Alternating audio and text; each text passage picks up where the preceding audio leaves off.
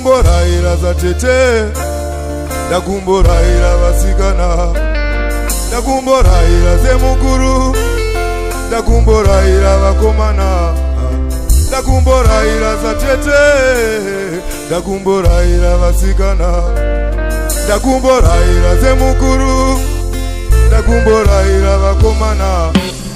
Ama imi ama zangu, matiko mangu, vaning'ina vangu nemianzazi zangu. Wangu ndiri mwana asi ndine zvishoma zvandoda ndidziparu. Zvimwe ndakazviona, zvimwe ndikazviudzwa, ndikati ndopa vangu. Saka vurai nzeve dzenyu dzemukatikati, tati vurai nzeve dzenyu dzemukatikati, taimba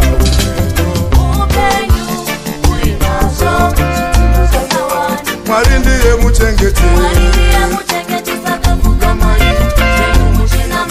parichabuda dikita, garai makapakata,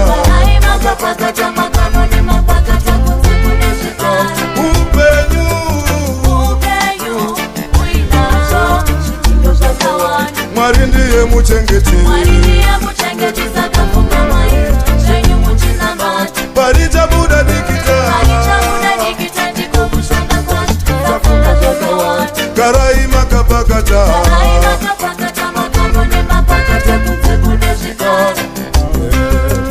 zvinotombodaro pakufamba kweupenyu, zvitsiga nemafeso zvinobora shangu. Musazodeura ropa nekuda kweshungu, dzinokuzvimbirai nyimbo dzekutyira nhafu. Musamboneta rambai makashinga, mukazarasa chono imi munosvika.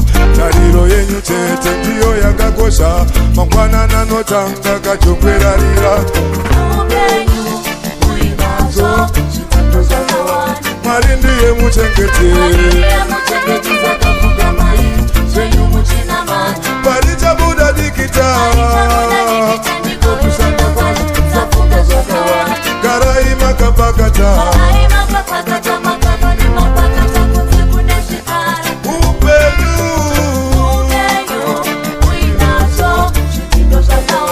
Mwari ndiye muchengeti, parichabuda dikita, garai makapakata,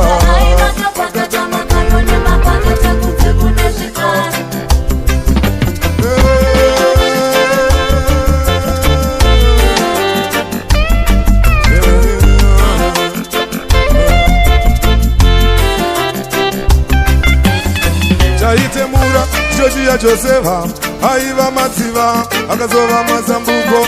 Baba namai, sisi na puti, chemai kuna Mwari pamunoda munosvika. Musamboneta rambai makashinga, mukazarasa chono imi munosvika. Tariro yenyu chete ndiyo yakakosha, mangwanana notanga kachongwerarira. Mwari ndiye muchengeti, parichabuda dikita,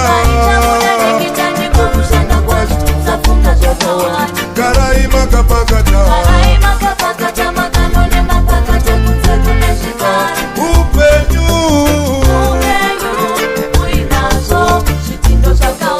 Mwari ndiye muchengeti,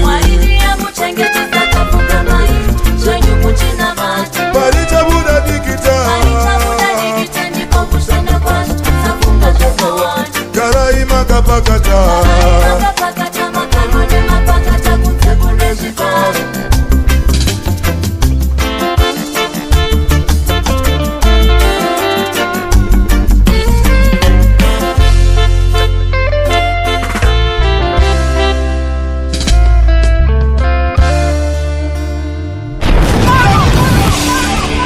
Manolio Studio, the harmony of quality and professionalism.